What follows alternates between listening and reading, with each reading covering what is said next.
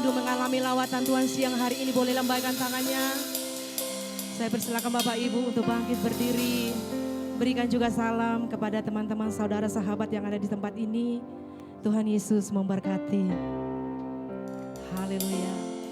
Kembali kita masuk dalam hadirat Tuhan siang hari ini. Amin. Mari persiapkan hati kita untuk kita datang sama Tuhan. Mari kita bersatu dalam doa.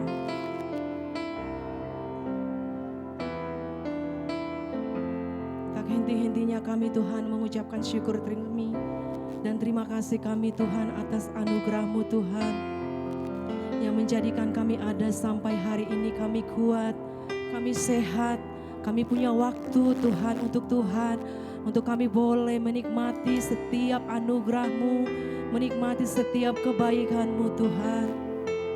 Siang hari ini kami datang merendahkan diri kami di hadapan-Mu Tuhan.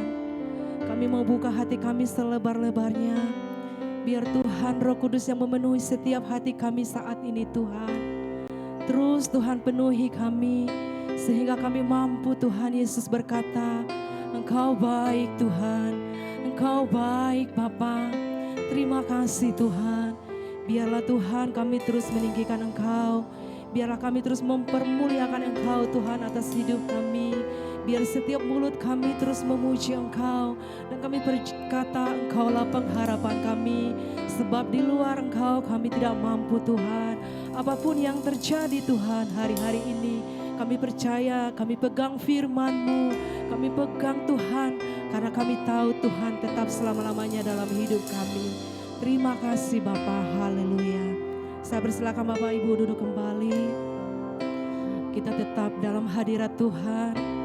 Kita sama-sama fokus untuk menyembah Tuhan. Kita percaya bahwa di tempat ini ada hadirat Tuhan. Ketika kita rindukan Tuhan, maka Tuhan melawan setiap umat-Nya.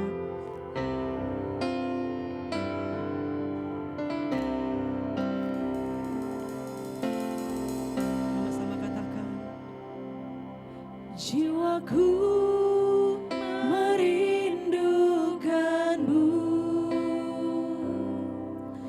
ya Allah yang hidup, jiwaku haus kepadamu. Ya Allah yang hidup, katakan lebih lagi, jiwaku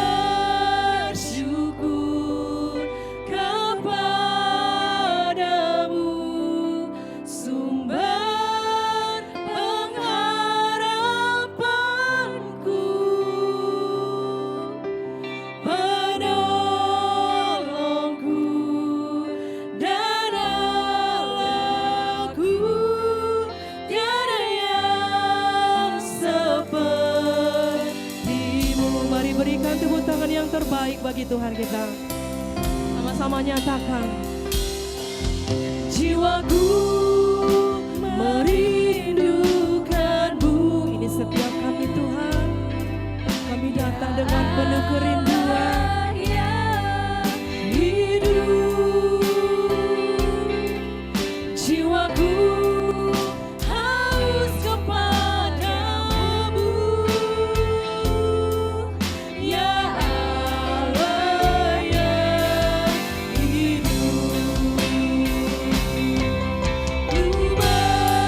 bersyukur kepadamu, sumber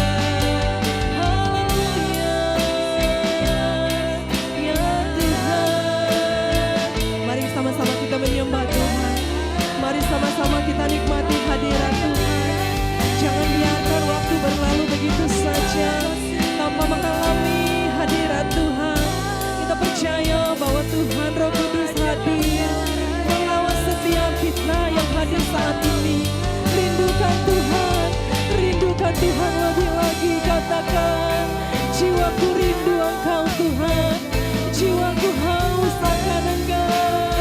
Penuhi setiap hati kami, penuhi setiap kami Tuhan.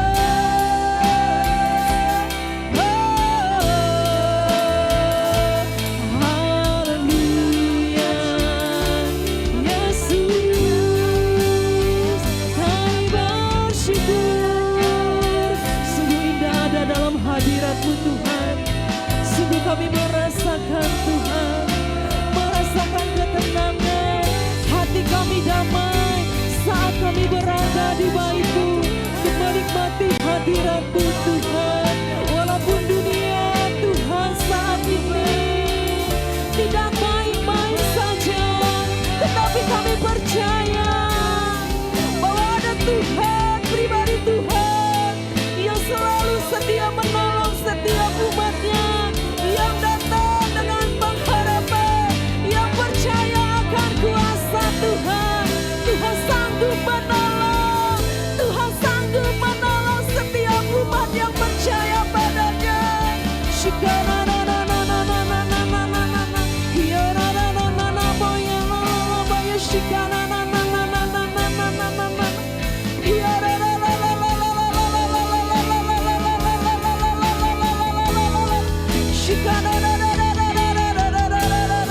Terus nikmati hadirat Tuhan, terus alami Tuhan saat ini. Mari naikkan ucapan syukur lebih lagi kepada Tuhan. Bersyukur, bersyukur, bersyukur. Ya Tuhan, ya Yesus, sebab Engkau sukacita kami, sebab Engkau Tuhan. Kami berbangga atas Engkau ya Bapa. Terima kasih, kami menyembah-Mu, ku sembah Engkau dengan segenap hati kami. Kami menyembah Engkau dengan penuh kerinduan. Ya Tuhan, jamalah setiap kami Tuhan, jamalah setiap kami, setiap kami yang mengalami Tuhan beban berat. Kami mau taruh di bawah kaki-Mu Tuhan, tetapi itu bukan yang menjadi Tuhan, menjadi fokus kami. Yang menjadi fokus kami adalah perkenanan Tuhan atas hidup kami. Bagaimana kami kuat di saat ada masalah, ada campur tangan Tuhan.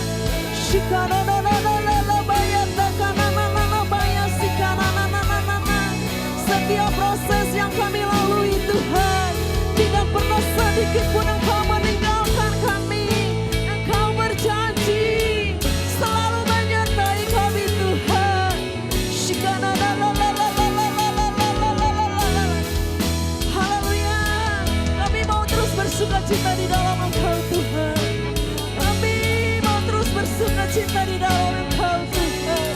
Kami tidak akan goyah, kami tidak akan goyah, sebab kami percayakan hidup kami sepenuhnya untuk-Mu Tuhan.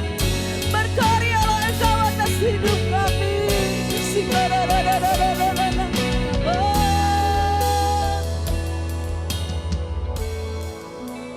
Haleluya Yesus. Terus nikmati hadirat Tuhan, terus nikmati kebaikan Tuhan. Mari lepaskan setiap beban dalam hidupmu saat ini. Percayalah bahwa Tuhan hadir. Ketika kita mengundang Roh Kudus hadir saat ini, Tuhan menghampiri setiap saudara dan saya.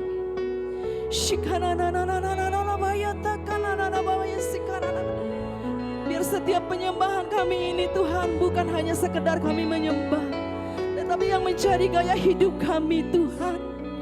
Gaya hidup kami Tuhan. Kami terus rindu Engkau ya Bapa. Terus berikan kami Tuhan iman yang kuat, iman yang teguh Tuhan Yesus. Haleluya. Yesus Tuhan. Oh, hati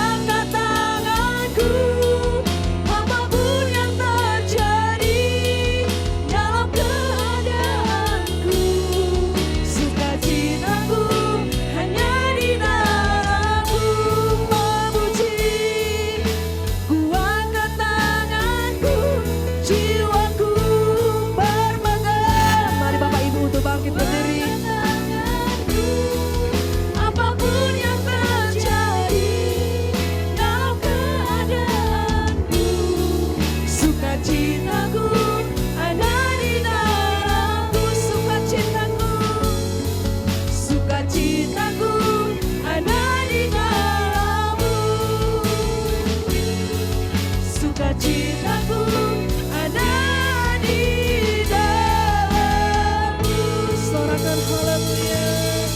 Haleluya.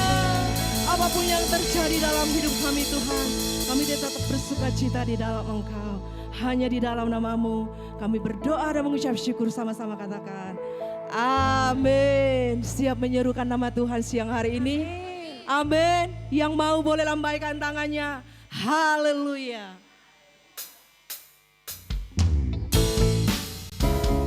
Mari kita sambil bertepuk tangan.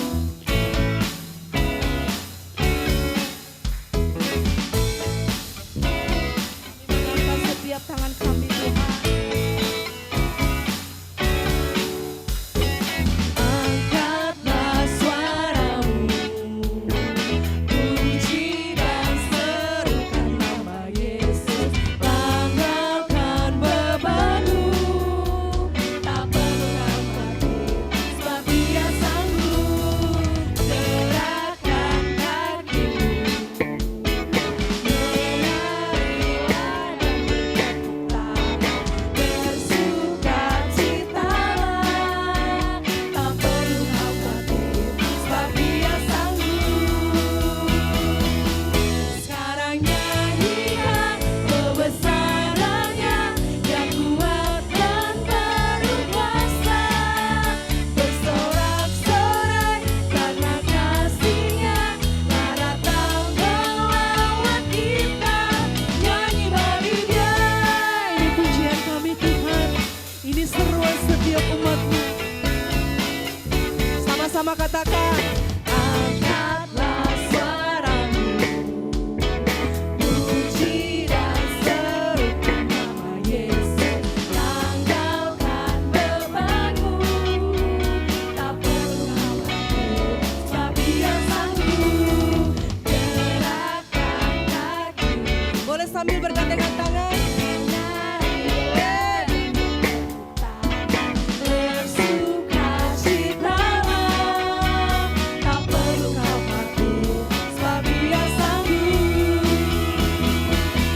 Sekarang nyanyikan kebesarannya, yang kuat dan penuh kuasa, bersorak-sorai karena kasih-Nya, telah datang melawat kita. Nyanyi bagi Dia. Nyanyikan kebesarannya, yang kuat dan penuh kuasa, kuat dan penuh kuasa, karena kasih-Nya, telah datang melawat kita. Nyanyi bagi Dia. Nyanyi bagi Dia. Nyanyi bagi Dia. Serahkan haleluya. Haleluya. Terpuji-pujilah Engkau Tuhan atas hidup kami.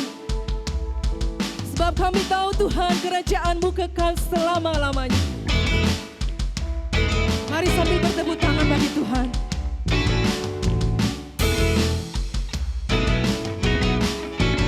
Sama-sama katakan, terpujilah nama-Mu Tuhan,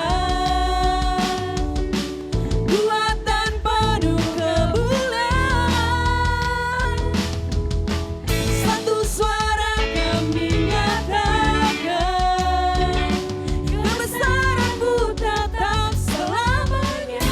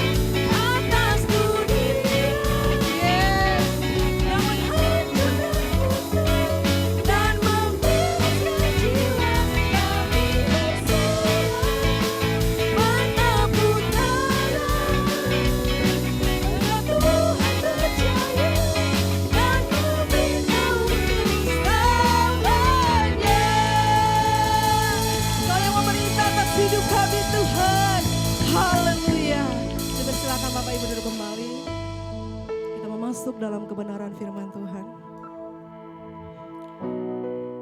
Kerajaan-Mu itulah yang menjadi pedoman kami Tuhan. Kami percayakan hidup kami hanya ke dalam tangan-Mu Tuhan. Kami butuh firman-Mu untuk menguatkan setiap kami Bapa, agar kami terus berjalan dengan Tuhan. Karena kami tahu Kaulah segala-galanya. Haleluya.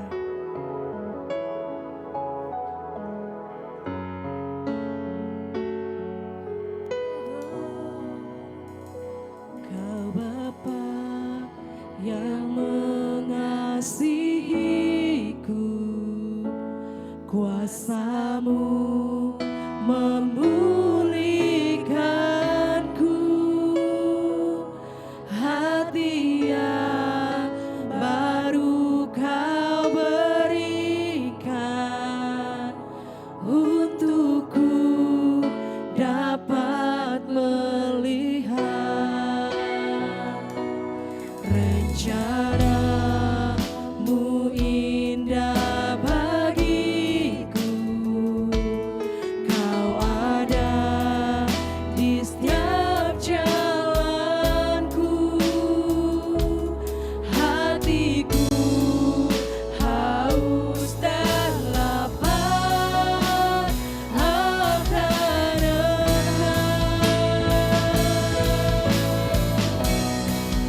Kaulah segalanya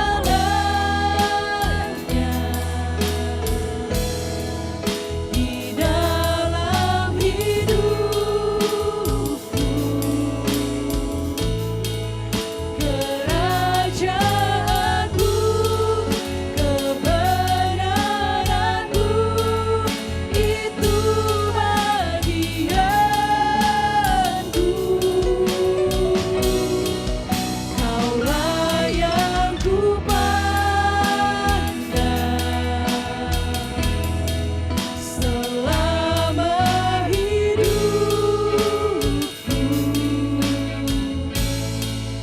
mengasihi-Mu, memuliakan-Mu, Bapa dan Rajaku.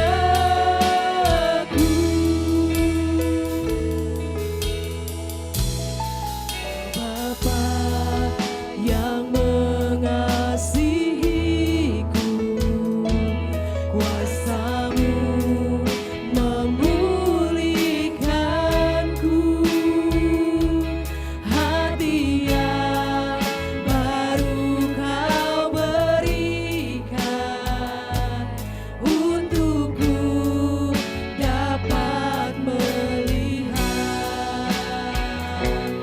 rencana-Mu indah bagiku. Kau ada di setiap jalanku, hatiku haus dan lapar akan Engkau. Kaulah segalanya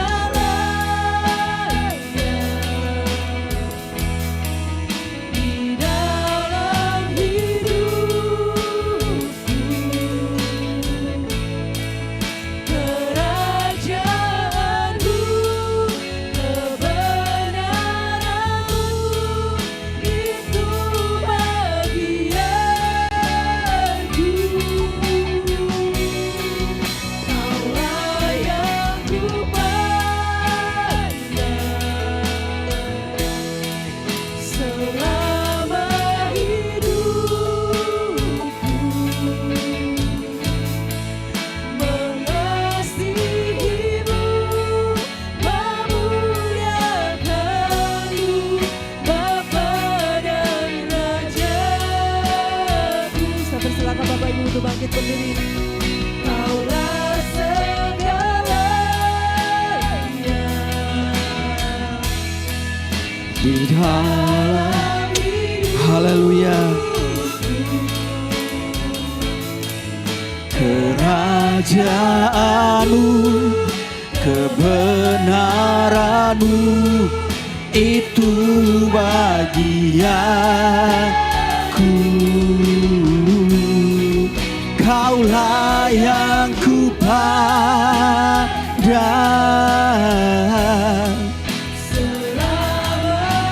Haleluya.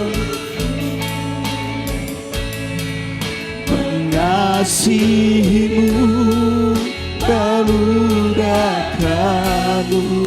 Bapa dan Rajaku, mengasihimu memuliakanmu. Bapa dan Raja mengasihimu Tuhan, mengasihimu memuliakanmu. Bapa dan Rajaku. Haleluya, haleluya, haleluya. Kami bersyukur siang hari ini di hadapan hadirat-Mu Tuhan. Anugerah yang terbesar yang Tuhan berikan bagi kami adalah kami masih diberikan kesempatan untuk melayani Engkau dalam hidup kami. Dalam tantangan-tantangan hari ini kami tetap berada di dalam panggilan-Mu Tuhan. Dan kami bersyukur karena ini merupakan sebuah anugerah yang besar. Dan kami bersyukur karena Engkau Allah masih tetap memberikan kami kekuatan dan kemampuan. Makasih Bapa, kami akan belajar firman-Mu pagi hari ini. Kuduskan kami, layakkan kami. Firman-Mu biar berbicara dalam hidup kami. Firman-Mu terus Tuhan menegur hidup kami. Kami mengalir bersama Engkau Roh Kudus pagi hari ini. Apa yang Tuhan mau, biar Tuhan yang sampaikan pada pagi hari ini. Di dalam nama Yesus. Haleluya. Sama-sama katakan amin. Amin saudara, silakan duduk. Kita akan lanjut pelayanan kita, firman Tuhan kita pagi hari ini. Kalau saya lihat kita semuanya tadi sudah ada sebagian besar. Nah saudara yang saya kasih dalam Tuhan Yesus, firman Tuhan yang saya ambil pagi hari ini yaitu di dalam Ibrani 13 ayat 8 yang tadi kita sudah bicarakan saudara. Alkitabnya berkata seperti ini, Yesus Kristus tetap sama baik kemarin maupun hari ini dan sampai selama-lamanya. Saudara, kalau tadi kita bicara tentang iman yang relevan dengan segala zaman, kalau saya akan lebih jauh lagi, lebih dalam saudara, maka kita akan melihat bahwa saat ini bukan hanya iman perorangan kekristenan yang diperhadapkan dengan tantangan zaman, tapi gereja juga diperhadapkan dengan tantangan zaman hari ini. Amin. Hari-hari ini kita melihat bahwa gereja diperhadapkan dengan situasi keberadaan dunia yang terus berubah. Sehingga kadang gereja ada di posisi tengah. Dia mau kemana nih? Mau ke kiri atau dia mau ke kanan? Saudara yang saya kasih dalam Tuhan Yesus Kristus. Jadi kalau kita lihat dengan dunia yang berubah, kecepatan-kecepatan yang berubah, maka saya berpikir bahwa gereja pun, anak Tuhan sebagai wadah saya dan saudara anak-anak Tuhan, gereja Tuhan, dipanggil untuk mempersiapkan diri menghadapi tantangan zaman hari ini. Amin saudara. Dunia terus bergerak dengan kecepatannya. Maka anak Tuhan, hamba Tuhan, dia harus memperlengkapi dirinya saudara. Kalau saya perhatikan kita yang ada pagi hari ini adalah orang-orang yang melayani Tuhan. Benar ya saudara? Pelayan-pelayanan Tuhan. Kita diperhadapkan dengan jemaat kita yang di dalam keberadaan mereka, anak-anak muda kita, mereka diperhadapkan dengan kondisi dunia yang berkembang dan dalam kecepatan saudara. Mereka punya wawasan yang banyak. Makanya itulah yang menjadi sebuah kebebanan bagi saya pribadi. Saya mengajar saudara, saya mengajar di beberapa kelas sekolah. Saat ini saya direktur pasca sarjana di satu sekolah tinggi. Dan menjadi beban kita adalah bagaimana kekristenan menempatkan diri menghadapi dunia saat ini. Saudara kalau tadi perhatikan itu 5 pilar GBI. Saudara perhatikan gak ya? Jangan-jangan cuma diputar aja itu. Kalau saudara perhatikan saudara, apa yang disebutkan tadi itu adalah inti yang kita bicarakan tadi. bahwa semuanya gereja harus berpusat kepada Kristus.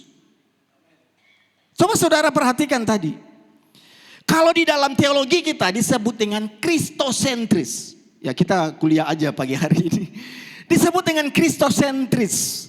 Gereja harus berpusat kepada Kristus. Sehingga kalau kita berbicara tentang salib Kristus, makanya pilar yang pertama yang diletakkan tadi adalah kita percaya bahwa salib Kristus yang menyelamatkan. Itu yang saya katakan tadi, finalitas Kristus. Tidak ada keselamatan di luar Kristus. Karena sekarang sudah mulai masuk dengan paham-paham yang kita sebut dengan pluralisme. Saudara mungkin pernah dengar ini. Pluralisme itu artinya beragam-ragam. Artinya begini, semua agama itu sama. Semua agama itu membawa kepada keselamatan. Yang membedakan aja jalan. Banyak jalan menuju ke Roma. Tapi Alkitab dengan tegas dalam pilar GBI tadi sudah berkata bahwa hanya ada satu jalan menuju kepada surga. Yaitu lewat Yesus Kristus, salib Kristus. Gereja diperhadapkan dengan apatis jemaat tentang mujizat. Sekarang banyak orang yang tidak percaya tentang mujizat. Gereja tidak percaya tentang Roh Kudus. Bagi orang lain, gereja tertentu, ada satu hamba Tuhan yang sempat heboh. Dia membicarakan bahwa Roh Kudus itu bukan Tuhan. Coba saudara.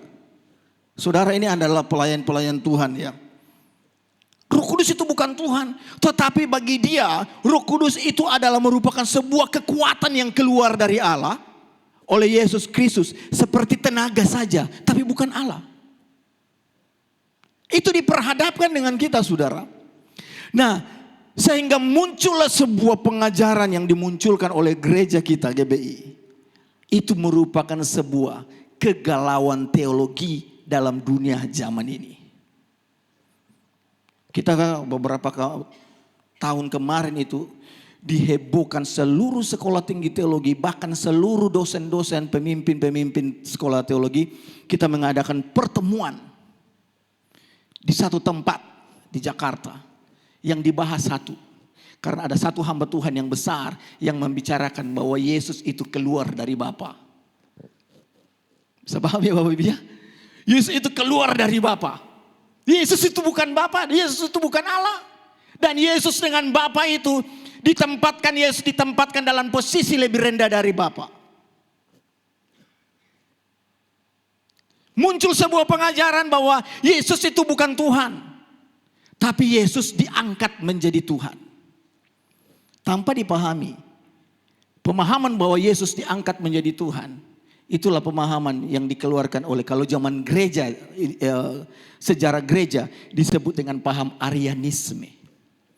Kalau saat ini disebut dengan aliran saksi-saksi Yehova. Nah, gereja dipertentangkan dengan keberadaan dunia saat ini. Jemaat Tuhan diperhadapkan dengan dunia saat ini. Semua bisa mengakses semua pengajaran-pengajaran yang di luar dari Alkitab. Sehingga muncul sebuah dilema bagi gereja. Sebenarnya Kristus ini masih relevan gak di dunia ini? Dalam teologi kontemporer dunia saat ini, teologi liberal, dia berkata bahwa sebenarnya Yesus itu hanyalah orang biasa dan dijadikan Tuhan oleh pengikut-pengikutnya. Coba saudara. Sehingga mereka berkata bahwa apa yang engkau imani tentang surga dan neraka bahkan itu hanya paham secara psikis saja. Karena kita takut mati, kita tidak tahu kita mau kemana. Sehingga ada sebuah pengharapan yang menyatakan bahwa surga itu ada tempat lain buat manusia. Nah ini gereja saudara.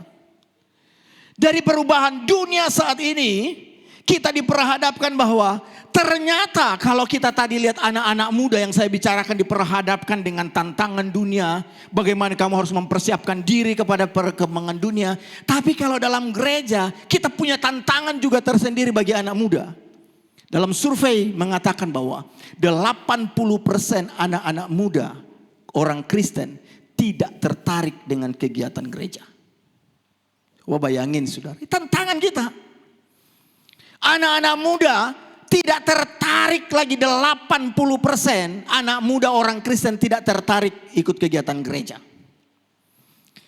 Mereka lebih tertarik kumpul-kumpul, main game, nongki-nongki di kafe daripada ke gereja. Dan ini survei dari berbagai di seluruh Indonesia. Sehingga ada sebuah tantangan yang besar bahwa dunia yang berkembang, gereja yang berada di tengah dunia yang berkembang, kalau tidak kita mewaspadai, maka kita akan kehilangan anak-anak muda kita. Sekarang kalau saudara mau survei di semua gereja, berapa banyak sekarang anak muda? Saya sudah keliling di beberapa daerah. Anak-anak muda itu paling 5, 6, 10, 20 itu udah mantap. Betul ya? Kemana anak-anak muda kita? Itu tantangan gereja. Bagi anak-anak Tuhan, orang-orang yang dewasa punya tantangan lagi. Jadi kalau kita lihat di dalam konteks Ibrani 13 ayat 8. Tadi saya sudah katakan bahwa ayat ini muncul karena sebuah permasalahan, kegelisahan, kegalauan. Dan tanpa saudara sadari, kita kekristenan banyak anak Tuhan yang berada dalam titik galau. Dalam keadaan titik rendah. Kalau tadi saya katakan bahwa memiliki kelisuan rohani, kelelahan rohani. Saudara, saya mau berkata begini. Saya punya kelas saat ini. Saya punya mahasiswa di kelas saya. Saya bekerja sama dengan 2 perguruan tinggi. Dan mahasiswa saya itu ada jumlah hampir 200 orang di bawah saya. Dan mayoritas itu adalah gembala sidang dan pengerja-pengerja. Dalam setiap sesi ketika saya mau mengajak mereka berdiskusi. Dan karena kita itu hamba-hamba Tuhan. Seperti saudara-saudara ini aktivis gereja. Muncul curhat. Kegalauan. Ya saudara. Bahwa ternyata kadang kita sebagai anak Tuhan, hamba Tuhan, kita tanpa sadar kita mengalami kecapean rohani, kelelahan rohani. Kenapa? Karena kadang apa yang kita khotbahkan, apa yang kita bicarakan itu bertentangan dengan kondisi yang kita hadapi. Pernah alami itu Bapak Ibu? Ada orang yang berkata begini sama saya, bagaimana saya mau bicara Tuhan itu baik? Egoiku Tuhan diberkati, dipelihara oleh Tuhan. Sementara saya aja masih pindah kontrak sana, kontrak sini, kontrak sana. 3 petak.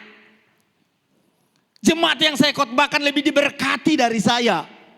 Bagaimana ini Pak? Coba. Karena ini kelas hamba Tuhan jadi lebih curhat mereka. Bagaimana saya mau bicara Tuhan itu baik? Sementara saya mau bayar anak sekolah aja. Numpuk. Sehingga itu muncul sebuah masalah yang baru. Anda boleh survei di hamba-hamba Tuhan yang ada di Indonesia. 70% anak-anak gembala sidang tidak mau menjadi gembala sidang. Benar ya? Saya punya kakak gembala sidang. Dan dia punya kegalauan sekarang. Udah umur 60. Galaunya satu. Kalau dia mati siapa yang mau terusin gereja? Anak-anaknya gak mau. Kenapa?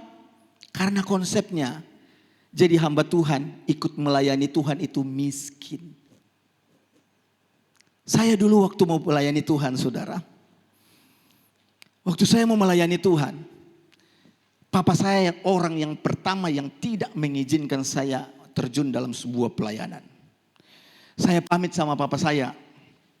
Pak, saya kalau besok tidak pulang, saya berarti sudah ada di Jakarta. Kamu mau ngapain di Jakarta, Son?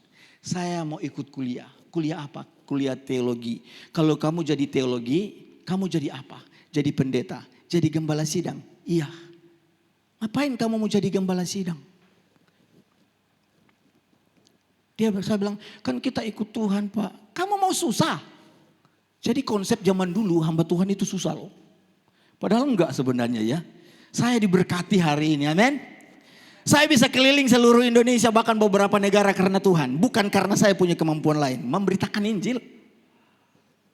Saya sudah masuk ke pedalaman Kalimantan hampir semua. Saya sudah masuk ke pedalaman NTT.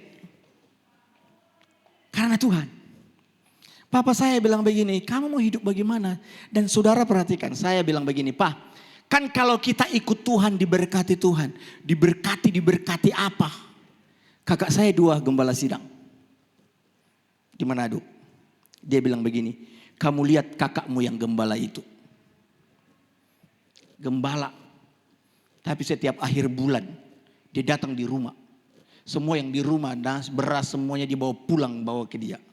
Kamu mau jadi begitu? Ini sebuah kegalauan, saudara. Ternyata tantangan gereja yang terjadi saat ini, kita diperhadapkan sehingga kadang hamba Tuhan harus memilih. Saya mau melayani Tuhan atau saya mau kerja aja sekarang? Wah, kalau tanya kemana saya selalu bilang, tanya Tuhan, kalau memang kau bekerja, gak masalah. Gak masalah loh saudara. Gak ada Alkitab yang larang. Ya kan? Kita bekerja untuk Tuhan. Maka itu sebuah pelayanan. Amin. Kalau kita melayani untuk dapat uang, maka itu pekerjaan. Amin saudara. Orang bilang kamu melayani Tuhan berapa? Lumayan tambah-tambah Pak. Nah itu pekerjaan, bukan pelayanan. Kamu bekerja. Tapi kalau saya mau bekerja untuk mensupport pelayanan, itu pelayanan. Saya nangkap? Itu adalah sebuah pelayanan. Jadi saudara yang saya kasih dalam Tuhan Yesus Kristus, kita diperhadapkan dengan dunia itu. Sehingga sekolah teologi pun berubah. Banyak orang gak mau jadi sarjana teologi, maunya jadi guru aja. Karena guru bisa jadi PNS. Saudara survei, prodi-prodi teologi mau ditutup. Karena orang memilih untuk jadi biasa pegawai negeri. Jadi ini kegalauan saudara. Nah di dalam kondisi seperti inilah, dalam konteks Ibrani 3 ini, saudara, Alkitab berkata di dalam konteks ini saudara, makanya muncul sebuah ayat yang Alkitab ini berkata, jemaat diminta untuk mengingat para pemimpin iman yang setia memberitakan Injil. Saudara, di dalam keadaan kita ini saudara, memang makanya Asaf dalam Mazmur 73, coba saudara baca Mazmur 73. Asaf bilang begini, sesungguhnya Tuhan itu baik. Dia tetap mengakui bahwa Tuhan itu baik. Asaf berkata, sesungguhnya Tuhan itu baik. Tetapi dia bilang sesungguhnya Allah itu baik bagi mereka yang tulus hatinya. Ini saudara, bagi mereka yang bersih hatinya. Tapi kalau saudara lihatlah selanjutnya, dia berkata begini, tetapi aku sedikit lagi maka kakiku terpeleset, nyaris aku tergelincir. Kenapa Asaf berkata sedikit lagi kakiku terpeleset, nyaris atau tergelincir ini? Coba saudara perhatikan ayat selanjutnya. Alkitab berkata selanjutnya apa? Sebab aku cemburu kepada pembual-pembual kalau aku melihat kemujuran orang-orang fasik. Lanjut. Sebab kesakitan tidak ada pada mereka, sehat dan gemuk tubuh mereka. Lanjut. Mereka tidak mengalami kesusahan manusia dan mereka tidak kena tulah seperti orang-orang lain. Saudara kalau melihat Asaf itu adalah seorang pelayan Tuhan. Yang dia dan keluarganya sepenuhnya hanya melayani bait Tuhan dengan menyanyi, memuji dan menyembah. Di dalam posisi yang dia melayani Tuhan, Asaf berkata dia tidak meragukan Tuhan. Tuhan itu baik. Tetapi dia tidak pun mengekiri hidupnya. Bahwa ternyata kadang di dalam kehidupan kita mulai membandingkan. Orang si A nggak ikut Tuhan kok lebih diberkati dari saya. Kenapa saya melayani Tuhan? Tapi kok saya begini-begini hidupnya. Tapi saudara ketika kita lihat selanjutnya saudara. Asaf memberikan sebuah pengakuan ketika aku masuk di baitnya Tuhan. Ini saya suka ayat ini, makanya saya hafal ayat ini. Saya senang ayat ini. Dia bilang ketika aku masuk ke bait Tuhan dan aku melihat orang-orang fasik yang tadi kaya gemuk sepertinya diberkati Tuhan. Tetapi aku melihat ketika mereka jatuh, mereka tidak bangkit lagi. Tapi anak Tuhan, ketika dia jatuh, 7 kali engkau jatuh, 7 kali Tuhan mengangkat kita. Kadang iman kita itu yang kita percayai terlihat ketika kita mengalami sebuah masalah yang berat. Amin saudara. Seperti Asaf di dalam kondisinya yang berat, terbentur, tapi ternyata kadang di titik-titik terendah kita, disitulah Tuhan mengangkat saya dan saudara. Saya percaya saudara, saya selalu percaya bahwa Tuhan selalu memegang kendali hidup saya. Makanya sampai hari ini saya tidak takut dengan apapun. Kalau mau bicara kesusahan, dari kecil saya sudah susah kok. Saya keluarga yang sangat susah. 7 bersaudara, papaku petani tidak punya kebun. Bekerja di kebunnya orang. Sekolah saya tidak dibayar-bayar. Kalau saya bisa jadi menyelesaikan S3 saya, bukan karena papa saya banyak duit, dibayarin orang. Nah saudara, makanya di dalam Ibrani 7 ayat yang ke-7 dia berkata, ingat para pemimpin-pemimpin. Ingat ini bukan apa saudara, tapi kata ingat yang dimaksud di sini adalah bagaimana saya dan saudara mensupport pemimpin-pemimpin pemberitaan Injil. Kenapa? Karena gembala juga manusia. Amin saudara. Seorang hamba Tuhan seperti saya dan saudara, kita pun punya masalah. Amin? Atau enggak ada masalah kita ini? Sudah hamba Tuhan enggak punya masalah ini. Kita punya masalah. Kemudian kita diperhadapkan dengan jemaat yang punya masalah. Sebagai hamba Tuhan kan kita tidak berkata, oh ibu punya masalah ya. Iya, saya juga punya masalah. Terus bagaimana? Ayo kita menangis bersama-sama. Kan seperti itu. Berpelukan dan menangis, merenung nasib Tuhan. Mengapa aku begini? Seperti lagu zaman dulu, mengapa aku begini? Tapi bagus lagunya itu. Tak perlu kau pertanyakan. Ya memang sudah begini Tuhan buat, ya udah kita jalanin apa yang Tuhan taruh di role hidup saya dan saudara. Amin saudara. Saya percaya kalau saya dipanggil dalam pelayanan Tuhan itu bukan kebetulan. Tapi Alkitab berkata, ingat pemimpin-pemimpin yang memimpinmu, yang memberitakan Injil. Untuk menguatkan saudara. Saya ketemu dengan hamba-hamba Tuhan. Sejujurnya hamba Tuhan ada sebagian yang pingin lepas pelayanan. Tapi bingung. Mau lepas takut dihukum Tuhan. Nggak dilepas, terus bagaimana? Tantangan zaman ini saudara, kadang kita tidak berpikir bahwa beban sebuah pelayanan itu ada di sebuah pemimpin. Makanya Alkitab berkata ingat pemimpinmu. Pemberita Injilmu atau di dalam tafsirannya situ gembalamu. Beban. Kadang saya dalam sebuah pelayanan, tanpa diketahui oleh orang lain, pemimpin itu harus menghandle semuanya. Saya punya pelayanan saudara. Dan saya bekerja juga di luar. Kadang kalau memang pelayanan itu ada berkat, ya puji Tuhan. Tapi kalau pelayanan tidak punya berkat. Bukan punya berkat, kita ada di titik memang terendah. Kayak saya mau sewa ruko. Aduh Tuhan. Tuhan. Kadang dalam pelayanan kita, maka untuk mengcover sebuah pelayanan harus keluar dari dompet kita sendiri. Saya bekerja saudara, pernah istri saya bertanya begini. Oh, saya kan punya sertifikasi dosen yang dapat tunjangan pemerintah. Istriku bertanya begini, yang kamu itu dapat sertifikasi, kamu juga di tempat pelayanan dapat uang, kamu juga mengajar di sini, tapi kok gak kelihatan uangmu? Kemana aja? Saya sudah tahu maksudnya. Selanjutnya mungkin dia bilang, jangan-jangan kau punya simpanan kan gitu. Mana duitmu? Tapi ada titik-titik yang harus saya keluarkan dalam pelayanan. Nggak perlu orang tahu. Bahkan termasuk istriku. Bohong enggak. Terus apa? Biar nggak masalah saja. Biar nggak ada masalah. Diam-diam aja deh. Oh udah saya sudah ini. Tapi bagaimana? Nggak mungkin dong kita berkata jemaat. Hari ini kan kita nggak punya uang. Iya.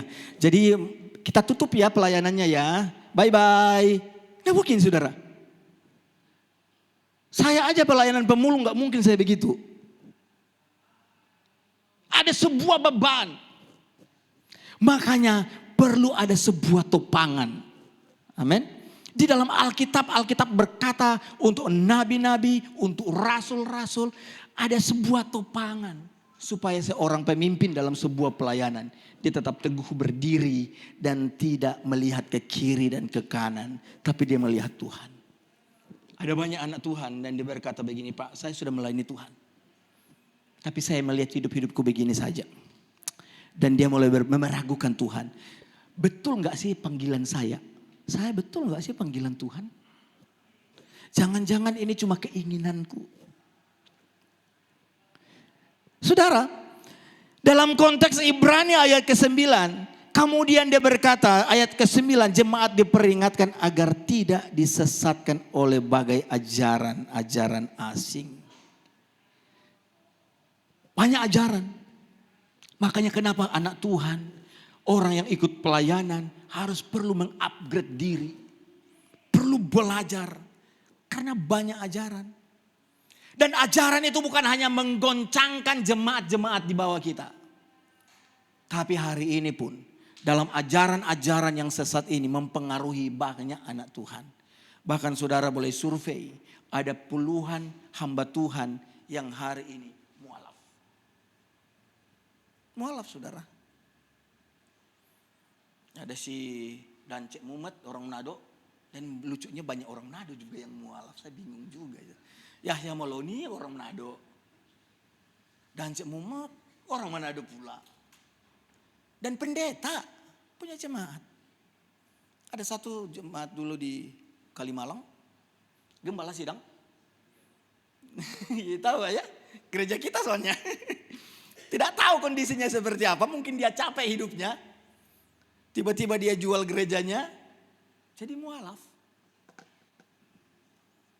Jadi pemimpin gereja, anak Tuhan, hamba Tuhan juga perlu ditopangin. Doa. Amin saudara. Mualaf.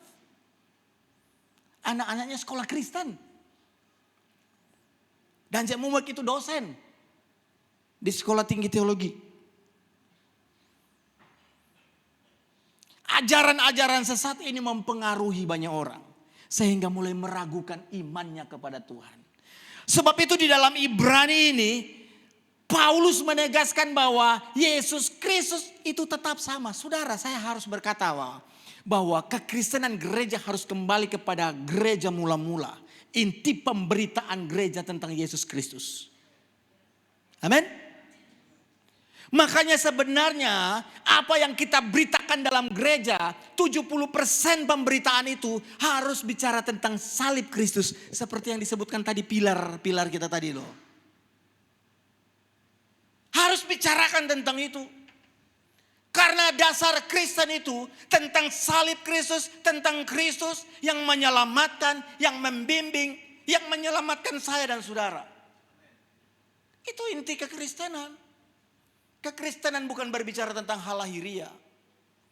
Tapi kekristenan berbicara tentang sebuah kerajaan surga. Masalahnya tantangan gereja yang datang di dunia ini. Dengan keberadaan dunia. Maka tanpa disadari. Gereja mulai mengikuti alur gayanya dunia. Makanya kalau kita bicara Yesus itu adalah Kristosentris, pusat. Di dalam pembahasan tadi saya sudah katakan bahwa tren dunia itu tidak boleh mempengaruhi iman kekristenan. Perkembangan dunia, media sosial, perkembangan sekarang itu kita gunakan sebagai media untuk membangkitkan iman, untuk memberitakan tentang Yesus itu adalah Tuhan. Saudara buka TikTok, punya TikTok semua ya? Coba lihat diskusi-diskusi di sana tuh. Bagaimana diskusi antar agama. Kalau Kristen itu tidak benar-benar menegakkan ajaran yang benar, maka banyak anak Tuhan yang akan terhilang. Saya katakan, makanya ada sebuah ilmu yang mengatakan marketing charge itu bagaimana kita menjual gereja. Yang terpenting bukan bagaimana kita membawa jemaat bertumbuh iman, tapi bagaimana supaya jemaatku banyak. Itu dua hal yang berbeda. Gereja mulai terjebak. Ada suatu waktu saya di daerah Cinere, saya melayani Tuhan. Dan gembala sedang saya panggil saya, Son, kita didatangin sama gereja sekitar sana loh. Karena kami itu punya tim musik, tim singers yang bagus waktu itu. Dan diajak Pak, ajak apa? Ajak buat KKR. Nanti di KKR itu dia bilang, kita akan undang artis. Kita bayar artis taruhlah 5 juta Pak. Kita undang. Ditawarkan begitu. Nanti jemaatnya yang datang, bla bla bla bla. Dan dia bilang kalau ada 1.000 jemaat yang datang, satu jemaat aja kasih persembahan rata-rata 20.000. Hitung Pak kalau ada 1.000. Balik modal, sisa keuntungan kita bagi sama. Saya siapkan gedung, saya panggil jemaat, Bapak siapin pemain musiknya. Jadi keberadaan dunia saat ini, gereja menjadi sebuah ladang bisnis. Makanya bagaimana gereja menampilkan orang-orang yang hanya menarik untuk melihat dirinya. Saudara, kenapa saya berbicara begini? Di dalam kita melayani Tuhan, kita berhadapan dengan jemaat. Kita bisa merasakan spirit orang. Benar ya saudara ya? Dan saya berkata bahwa jemaat di sini adalah jemaat yang senang diajar. Yang senang diajar. Kenapa saudara? Itu ditawarkan dunia. Sehingga gereja tidak memikirkan pertumbuhan iman. Gereja hanya memikirkan bagaimana jemaatnya banyak. Karena itu merupakan sebuah harga diri gereja. Banyak. Tapi gereja yang bergerak di dalam kebenaran yang sejati, yaitu dia bekerja di bawah yang tak terlihat. Dan sedikit yang tertarik. Makanya kalau jemaat-jemaat yang tidak tertarik, gereja yang selalu menegakkan pengajaran kan sedikit gereja datang, jemaatnya datang, sedikit sekali. Tapi coba kalau hari ini saya berkata, jemaat yang mau datang minggu depan, kita akan berdoa mujizat kekayaan. Jemaat yang datang hari itu pulang semuanya kaya. Datang semua Bapak Ibu. Bukan cari Tuhan, biar kaya. Supaya iman, bisnismu diberkati Tuhan. Supaya jodohmu diberkati Tuhan. Satu sisi memang kita percaya bahwa kita dalam Tuhan, pekerjaan kita, keluarga kita, bisnis kita diberkati Tuhan. Pasti. Tapi intinya bukan itu. Itu adalah bonus dalam kekristenan. Utama kita adalah bagaimana kita melihat kerajaan surga itu. Kita berada di situ. Makanya ada survei yang berkata bahwa saat ini orang yang datang ke gereja hari ini, mayoritas orang yang datang ke gereja, motivasinya tidak berbeda dengan orang yang datang ke Gunung Kawi. Coba lo saudara. Kenapa? Survei itu berkata, ketika ada survei, dia datang ke orang yang berkunjung di Gunung Kawi, dia bertanya, kamu ke sini mau ngapain? Oh, saya di sini supaya usaha saya diberkati, maju. Saya ke sini supaya keluarga saya baik-baik saja. Saya di sini supaya saya dapat jodoh yang baik. Kemudian orang yang sama dia mensurvei gereja, jemaat-jemaat yang datang. Dan dia mulai survei tanya kepada jemaat. Kamu ke gereja supaya apa? Supaya bisnisku lancar. Kamu ke gereja apa? Supaya keluargaku baik-baik saja. Kamu ke gereja kenapa? Supaya saya dapat jodoh yang bagus. Kemudian kesimpulan dari penelitian itu adalah ternyata orang yang ke Gunung Kawi dan orang yang ke gereja sama tujuannya. Wah. Sama. Gak beda jauh. Kekristenan itu diajarkan bahwa Paulus berkata dalam Roma 13, kita harus menjaga ajaran-ajaran yang ada. Saya percaya ketika ada pilar dasar yang diberikan oleh gereja, maka itu sudah merupakan sebuah kajian teologis dan dianalisis secara keseluruhan. Maka diambillah kesimpulan bahwa gereja harus punya dasar. Dan dasar yang dipegang adalah 5 pilar. Dan 5 pilar itulah yang kita sebut dengan Kristosentris. Berpusat Kristus. Atau yang kita sebut dalam teologi finalitas Kristus. Saudara yang saya kasih dalam Tuhan Yesus Kristus. Saya lanjut. Jadi saudara, dunia ini berubah. Maka otomatis pelayanan, cara melayani kita pun harus berubah. Betul? Yang tidak boleh berubah adalah dasarnya. Yesus Kristus tidak boleh berubah. Cara menyampaikan itu yang perlu berubah. Saya selalu ajarkan begini. Ketika ada orang yang berdoa dan dia mendapatkan dari Tuhan, Tuhan suruh dia ke Gunung Kawi, ke suku Baduy. Tuhan gak mungkin suruh kita ke Gunung Kawi ya. Itu kekejian buat Tuhan. Ketika dia berdoa dan Tuhan bilang, Pak Sony, pergilah engkau ke suku, apa tadi saya bilang? Baduy. Baduy mana Tuhan? Kan orang karismatik begitu. Baduy dalam. Mau ngapain di sana Tuhan? Kasih coklat. Kan Palestina, Valentine toh? Iya. Kalau beli coklat langsung ke Indomaret beli yang panjang. Karena saya begitu. Saya setiap kalau Valentine saya beli coklat buat istri saya. Romantis banget. Enggak, karena itu paling murah. Daripada kasih mobil gak mampu. ya yang selamat Valentine ya kasih Natal senang ya. Padahal bukan karena coklatnya, itu karena murah aja. Jadi Tuhan suruhlah ke suku Baduy, bawa coklat. Saya bawa langsung saya langsung bawa tuh. Begitu saya bangsa ke Gunung Kawi, ditolak. Diusir. Nggak boleh. Karena suku Baduy semuanya harus dari alam. Tidak boleh ada produk-produk luar. Plastik, kantong belanjaan nggak ada di situ. Nggak ada. Jadi semua yang diproduk-produk perusahaan nggak boleh. Kemudian saya mulai berpikir, Tuhan suruh saya kasih coklat. Tapi suku Baduy tolak. Jangan-jangan saya salah dengar.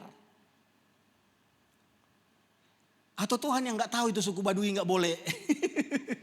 Tapi kan nggak mungkin. Asumsi nomor 1 itu nggak mungkin. 2 nggak mungkin. Tuhan Maha tahu. Tapi ternyata saudara, bagaimana supaya coklat ini bisa diterima dalam kondisi bahwa suku Baduy tidak boleh terima dari luar. Coklat harus sampai. Benar? Cara satu-satunya adalah kita buka plastiknya, buang, ubah coklatnya, bungkus pakai daun pisang. Kasih, diterima. Saudara nangkap ya? Diterima.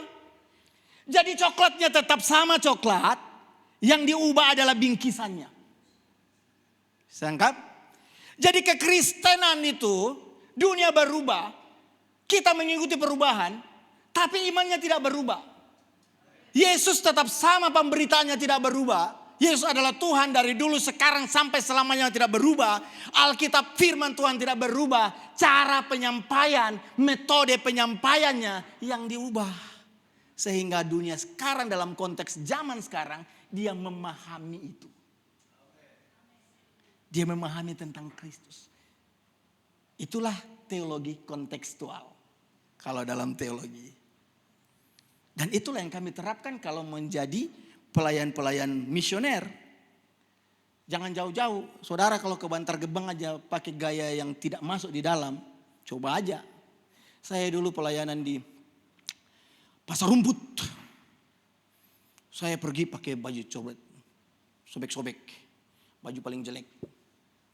Orang bilang kamu melayani Tuhan kok harusnya rapi. Saya bilang pergi aja kau pakai jas. Pakai sepatu paling mahal. Pergi Pasar Rumput, Tanah Abang. Jamin saya kau pulang nyeker. Karena metode yang diubah. Jadi saudara, kalau kita lihat saudara, dunia berubah. Tapi satu yang harus kita lihat bahwa kebenaran firman Tuhan itu Kristus tidak berubah. Nah, bagaimana gereja menghadapi anak Tuhan dalam sebuah pelayanan, menghadapi dunia yang terus berubah. Maka pelayanannya, bentuknya, strateginya yang berubah, tetapi intinya tidak boleh berubah. Di dalam teologi itu disebut dengan teologi mayor dan teologi minor. Bapak Ibu, ya saya menganggap Bapak Ibu ini pelayan-pelayan semua ya. Saya anggap saudara ini mahasiswa S2 semua. Ini disebut dengan teologi mayor dan teologi minor. Teologi mayor itu adalah teologi yang sudah tidak boleh diubah. Patok, berani ubah sedikit sesat. Itu teologi mayor. Makanya hati-hati gereja kalau berbicara tentang berteologi, menyentuh teologi mayor. Teologi mayor itu adalah Yesus itu Tuhan, titik. Gak ada tambah-tambah. Finalitas Kristus. Alkitab itu firman Allah, titik. Gak ada tambah-tambah. Kalau Anda bilang Yesus itu setengah Tuhan, sesat. Yesus itu lebih sedikit dari Tuhan, sesat. Makanya ada hamba Tuhan yang dianggap sesat karena menyentuh itu. Oke? Tritunggal, tidak boleh sentuh Tritunggal. Sesat kalau sedikit. Lu kalau bilang cuma duit tunggal atau setengah tunggal, sesat langsung. Dan yang kedua, yang disebut dengan teologi minor. Teologi minor itu berurusan dengan tata cara ibadah. Lu bebas mau bicara apapun bentuk ibadahmu. Mau menari, mau lompat, mau jungkir balik. Memuji Tuhan sampai naik pohon. Gak apa-apa. Yang penting jangan jatuh aja. Ya kan? Yang penting jangan jatuh. Jatuh masalah. Jadi itu teologi minor. Gereja tidak mempersoalkan tentang cara kamu memuji Tuhan. Gereja akan mempersalahkan jika engkau menyentuh tentang teologi mayor. Yesus, Alkitab, Tritunggal. Roh Kudus berani bersentuhan itu. Kita akan disebut gereja sesat. Jadi saudara, dunia yang berubah, cara berpikir yang berubah, kebenaran yang tetap. Dalam konteks inilah, metode dalam menyampaikan berita itu harus mengikuti zaman. Tapi Alkitab tidak mengikuti zaman. Kalau kita perhatikan tadi bahwa Yesus tidak dipengaruhi oleh, Yesus itu tidak ketinggalan zaman. Artinya apa saudara? Kalau saya akan masuk lebih jauh lagi, bahwa Kristus itu adalah penguasanya dalam alam semesta ini. Dalam keberadaan pribadinya sebagai Tuhan, dalam kekekalan dan kemahakuasaannya, maka Kristus tidak dipengaruhi oleh apapun dari pihak luar. Yesus tidak terpengaruh dengan dunia yang berubah. Yesus tidak berpengaruh dengan keberadaan dunia. Yesus tetap konsisten dan tetap sama dalam perubahan dunia apapun. Dan selalu Kristus tetap relevan dengan dunia ini. Amin saudara. Kristus tetap relevan. Kenapa? Karena Yesus itu Allah. Dan di dalam kemahakuasaannya sebagai Allah, Yesus tidak dipengaruhi oleh pihak luar. Yesus tidak dipengaruhi oleh dunia ini. Tapi justru sebaliknya, Kristus yang sebagai Allah itu yang mempengaruhi dunia ini. Makanya Alkitab berkata, Yesus yang datang dan Yesus yang akan menghancurkan dunia ini. Yesus yang mempengaruhi dunia ini. Jadi kekristenan ini tidak dipengaruhi imannya dengan dunia yang berkembang. Berbagai paham saudara, relativisme, dia berkata bahwa tidak ada kebenaran yang mutlak di dunia ini. Semuanya relatif. Benar menurutmu, belum tentu benar menurut saya. Tidak ada kebenaran yang mutlak. Semua agama sama. Pluralis. Hanya beda-beda caranya aja. Makanya waktu saya mengajar di Kalimantan, saya punya kelas di sana, saya datang saudara. Dan di semua itu pendeta-pendeta. Gembala sidang. Dalam kelas saya bilang begini, Allahnya orang Kristen dan orang Islam sama enggak? Ayo, sama Pak. Oh gitu. Lebih lanjut saya bilang, kalau kita ikut Kristen dan Islam sama-sama selamat enggak kalau Allahnya sama? Sama Pak, selamat. Ini pendeta semua. Gembala sidang. Sama Pak. Kan Allahnya sama. Di sana Allahnya sama, di sini Allah. Caranya kita yang berbeda. Kalau di sana pakai Muhammad, di sini pakai Yesus. Sama. Saya lanjut lagi. Kalau begitu, kalau saya pindah Islam sekarang, masuk selamat enggak? Jangan Pak, jangan pindah katanya. Karena konsepnya berada dalam itu. Kristus tidak berubah. Finalitas Kristus, tidak ada keselamatan di luar Kristus. Itu pilar gereja yang paling utama. Amin saudara? Saudara yang saya kasih dalam Tuhan Yesus Kristus. Oleh sebab itu, iman Kristen itu tidak hidup di masa lalu. Oh zaman dulu kita kalau pelayanan, wah harus hidup susah. Nggak apa-apa sih. Makanya ada lagu, meskipun saya susah menderita dalam dunia, aku mau. Itu saya bilang, itu teologi penghiburan. Satu, penghiburan bahwa kita punya Tuhan. Atau yang kedua, kita hibur diri. Sebagai hamba Tuhan, hibur diri. Ya saudara, ada suatu iman yang sebenarnya itu bukan iman, tapi itu penghiburan. Saya suatu waktu ada di gereja di Manado, saya pelayanan misi di sana, saya khotbah. Ada satu lagu yang mereka nyanyi. Oh Yerusalem, kota mulia, hatiku rindu ke sana. Nangis semua ibu-ibunya. Udah Tuhan, rindu ke surga. Saya masuk di mimbar begini, saya habis lagu itu, firman Tuhan. Jemaat Tuhan yang mau ke surga hari ini angkat tangan. Yang mau pulang ke surga hari ini angkat tangan. Gak ada yang angkat tangan. Saya bilang Anda bohong, tadi lagunya rindu sekali sampai nangis-nangis. Anda yang mau ke surga, mau pulang ke surga hari ini saya undang maju ke depan. Kita doakan hari ini engkau pulang ke surga. Gak ada yang maju. Jadi saya bilang surga itu yang engkau pandang sebagai apa? Engkau mengingini surga, di satu sisi engkau menolak surga itu. Halo saudara, saya nggak tahu masih nyanyikah lagu itu atau sudah berubah lagunya. Saya bernyanyi, oh Yerusalem aku rindu Tuhan, ambillah aku. Jadi kekristenan dia berada dalam satu pola dasar. Kristus tidak berubah, Alkitab firman Allah.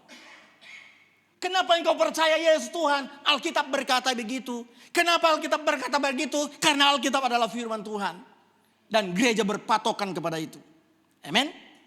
Saudara yang saya kasih dalam Tuhan Yesus Kristus. Sebab itu saudara, kalau kita bertanya, apakah kekristenan iman kita masih relevan dengan dunia saat ini? Sangat relevan. Apakah Yesus masih berperan sebagai Tuhan? Sangat berperan, karena memang dia itu Tuhan. Amin. Apakah Yesus Kristus mendengar dan masih berbicara dalam hidup saya? Sangat jelas masih berbicara. Kenapa? Karena masih ada firman yang terus berbicara untuk saya dan saudara.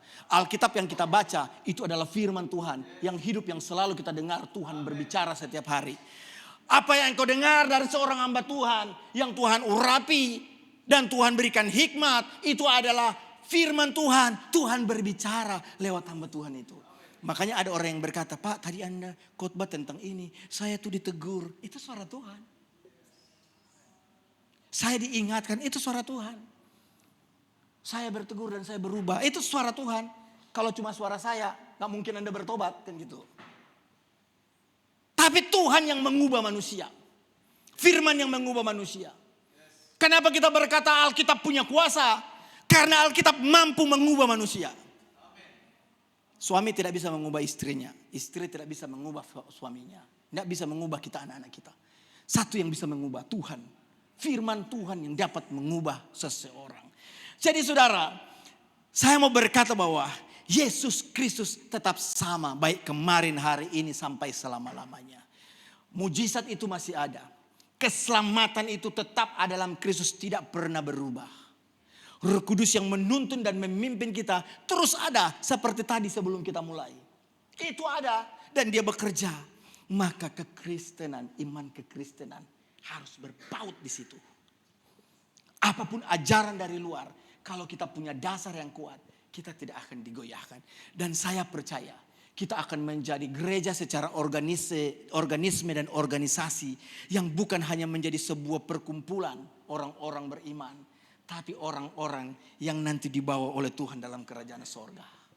Amin. Orang-orang yang diselamatkan oleh Tuhan. Sehingga setiap orang yang masuk di tempat ini, maka orang-orang itu adalah orang-orang yang ditetapkan oleh Tuhan untuk diselamatkan. Amin. Orang yang ditaruh di tempat ini adalah orang-orang yang memang disiapkan untuk penyelamatan Allah. Dan Tuhan siapkan untuk mengembangkan pelayanannya. Saya suatu waktu melayani di satu gereja yang besar.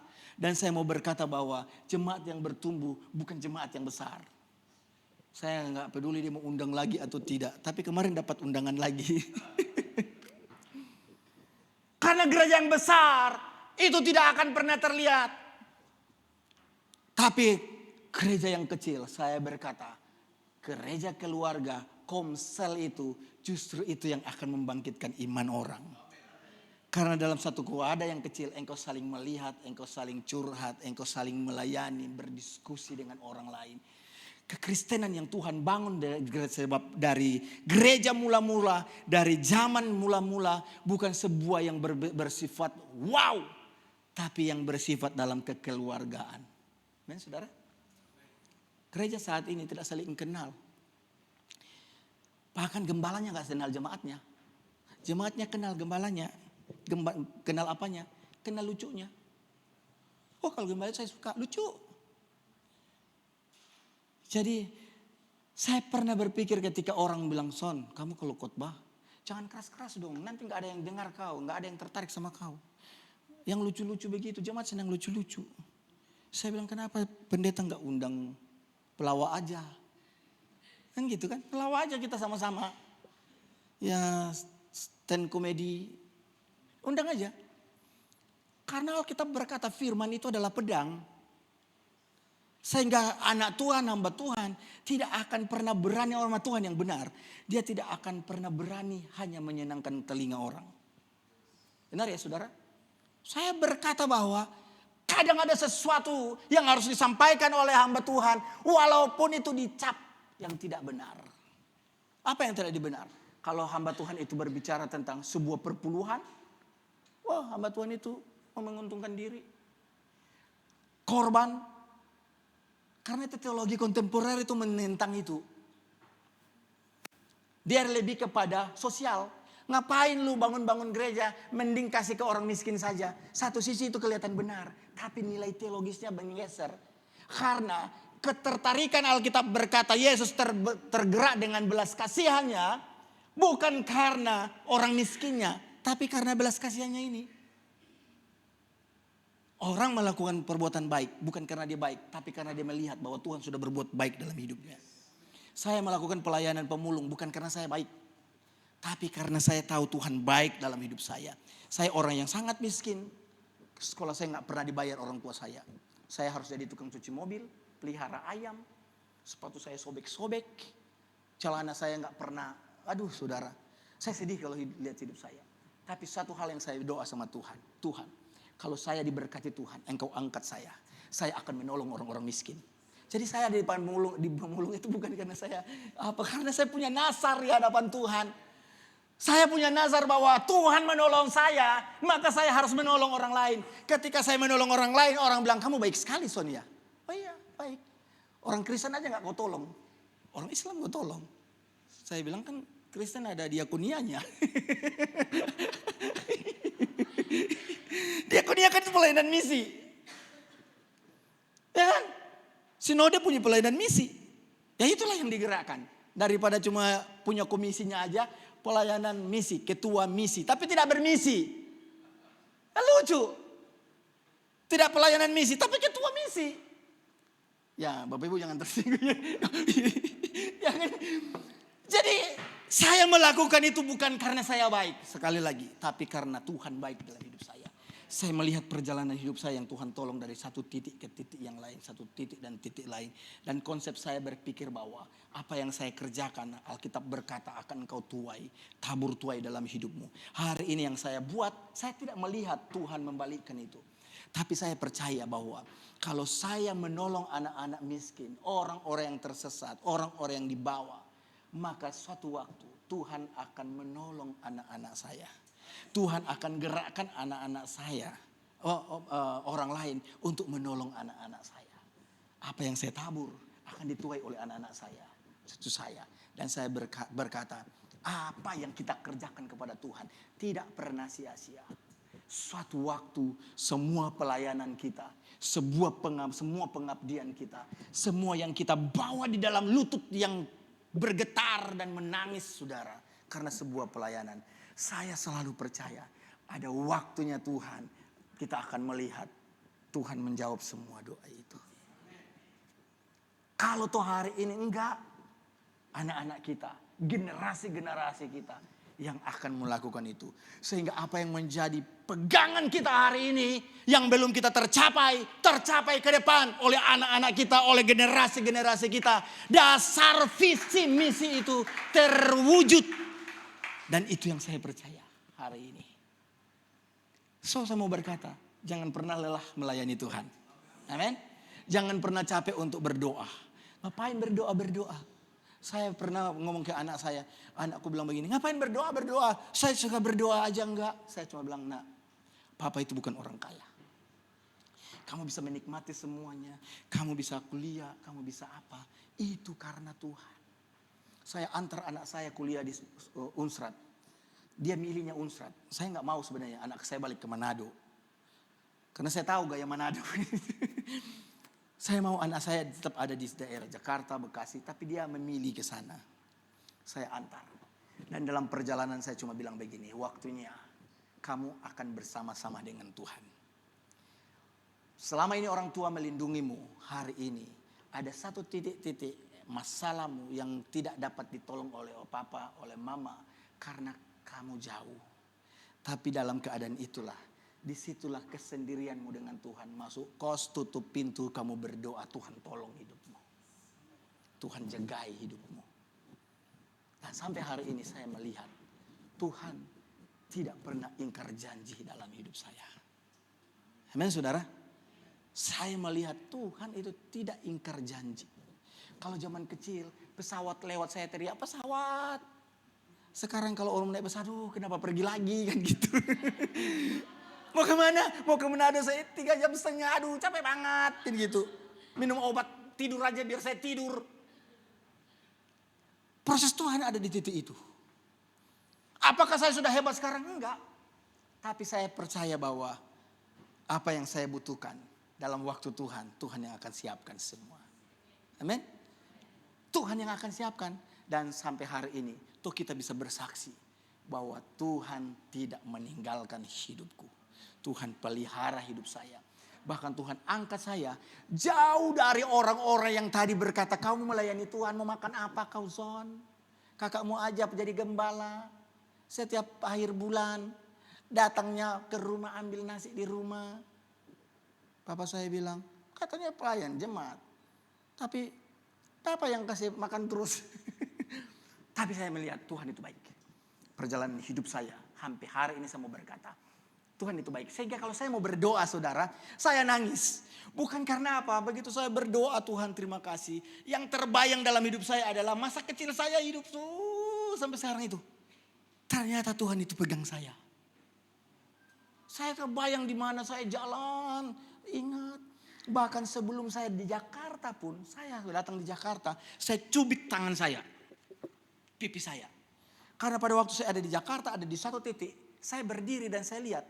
Ini tempat saya sudah pernah datangin. Di mana ya?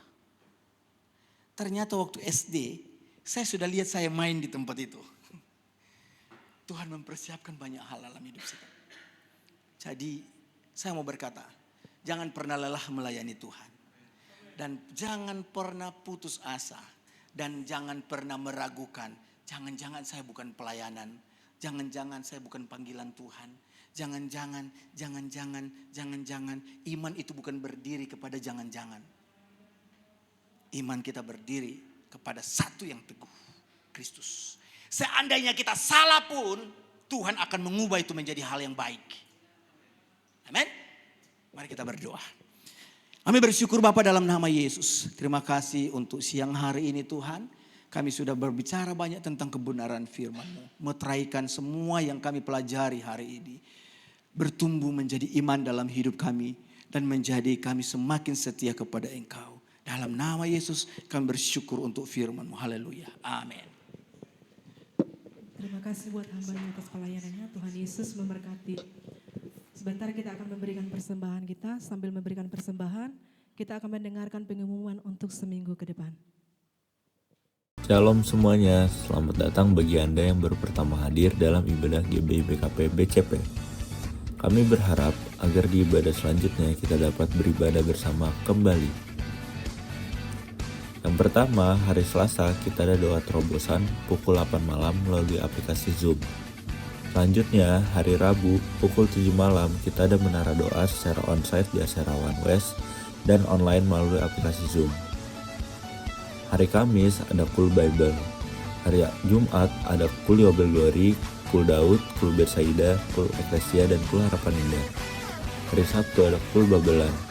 Untuk informasi lebih lanjut, silakan hubungi gembala Cool masing-masing. Hari Sabtu kita ada morning prayer pukul 5 pagi melalui aplikasi Zoom. Untuk ibadah raya, kita akan kembali di Food Nation lantai 2 Bekasi Cyber Park yang akan dilayani oleh Pendeta Eliza. Gereja kita juga melayani pelayanan jemaat seperti baptis selam, doa, penyerahan anak. Untuk informasi lebih lanjut, silakan hubungi nomor di atas. Sekian kegiatan GBI BKP BCP untuk satu. Saya mengundang Bapak Ibu untuk bangkit berdiri.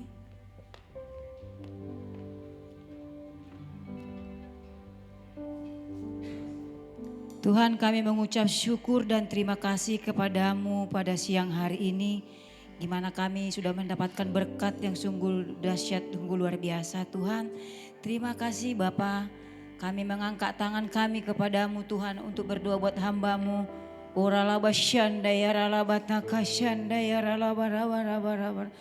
Tuhan berkati hamba-Mu Bapak Pendeta Sony Langingi Tuhan.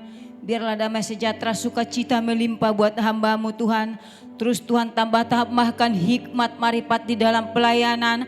Berikan dia kesehatan dan kekuatan Tuhan. Biarlah keluar masuknya diberkati Tuhan.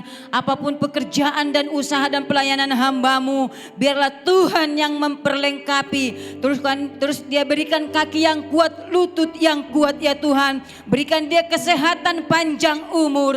Tanda-tanda heran, tanda-tanda mujizat lewat pelayanan hamba-Mu. Biarlah kasih Kristus mengalir ketika dia melayani jiwa-jiwa yang ada di luar sana Tuhan. Banyak jiwa yang menerima kasih Kristus di dalam nama Yesus. Tuhan berkati hamba-Mu ini biarlah semakin pakai dan sungguh luar biasa. Berkati istri dan seluruh keluarga besarnya diberkati Tuhan. Dan begitu juga kami Tuhan berdoa pada siang hari ini. Anggota jemaat seluruh yang hadir pada siang hari ini. Biarlah semuanya diberkati Tuhan. Ketika firman itu terjatuh di tanah yang subur. Bertumbuh, berakar yang kuat. Berkembang dan berbuah yang lebat, yang manis Tuhan. Biarlah firman itu yang mengubahkan kehidupan kami. Menjadi berkenan di hadapan-Mu. Tuhanlah yang memberkati kami. Perlengkapi kami Tuhan untuk melakukan kehendak-Mu Tuhan. Kami tidak bisa tanpa Engkau Tuhan. Kami yakin dan percaya Tuhan. Engkau tidak berubah dari dulu sampai sekarang. Apapun keadaan dunia hari-hari ini, kami tidak takut dan tidak goyah. Karena Roh Tuhan ada bersama kami. Semuanya diberkati Tuhan. Terima kasih Bapak. Biarlah Tuhan anggota jemaat yang datang diberkati Tuhan. Pulang membawa berkas-berkas yang daripada-Mu Tuhan. Kami juga berdoa buat persembahan yang ada di hadapan kami. Kami serahkan ke dalam tangan kasih-Mu untuk memperlebar kerajaan-Mu Tuhan Yesus di dalam pelayanan. Biarlah Tuhan yang membalas berlipat-lipat kali ganda. Dan kami juga mau pulang dari tempat ini. Kami akan menerima berkat yang lewat dari hamba-Mu. Di dalam nama Yesus Kristus Tuhan kami. Haleluya. Amin.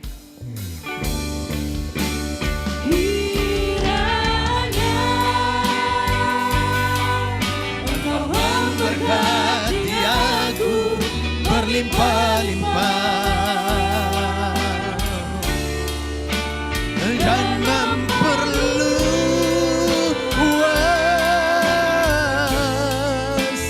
daerahku, dan kiranya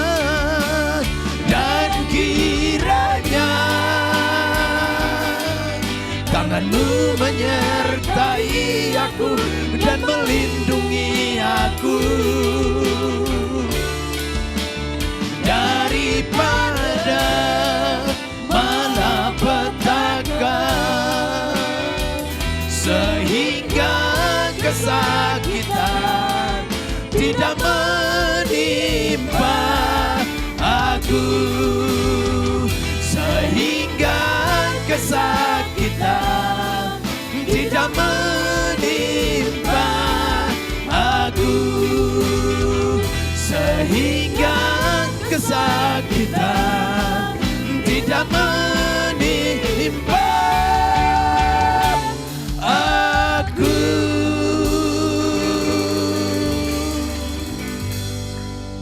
Saudara kekasih Kristus, pulang dan terimalah berkat, kasih dan anugerah yang berlimpah-limpah dari Allah Bapa di dalam sorga, di dalam Anak yang tunggal Tuhan kita Yesus Kristus, persekutuan yang indah yang manis dengan Roh Kudus yang menyertai saudara mulai dari siang hari ini sampai Maranatha, hidup kekal selama-lamanya. Setiap kita yang telah diberkati dan menjadi berkat, mari sama-sama katakan amin. Selamat berhari Minggu, Tuhan Yesus memberkati.